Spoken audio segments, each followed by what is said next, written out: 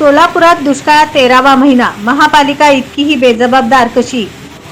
काय आहे नेमका प्रकार? यंदा प्रमाणापेक्षा कमी पाऊस झाल्याने येणारा उन्हाळा अतिशय त्रासदायक जाणार आहे. उजनी धरण केवळ 60% भरल्याने आणि सध्याचे पाणी पातळी केवळ 25%च्या आत असल्याने आत्तापासूनच पाणी काटकसरीने वापरणे गरजेचे आहे.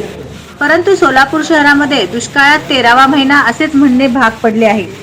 त्याला कारणही तसेच असून सोलापूर महापालिकेचे कर्मचारी इतके बेजबाबदार कसे, असा प्रश्न हे चित्र पाहून कोणीही उपस्थित करेल.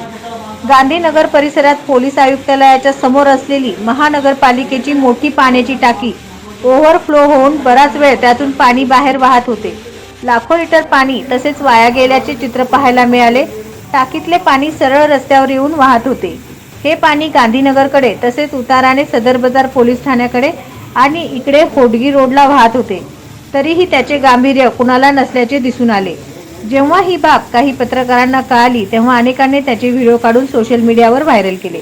एकीकडे पाणी काटकसरीने वापरणे गरजेचे असताना दुसरीकडे मात्र महापालिकेला आहे का त्या पाण्याचे योग्य प्रकारे नियोजन करता येत नाही, हे प्रशासनाचे दुर्दैव म्हणावे लागेल.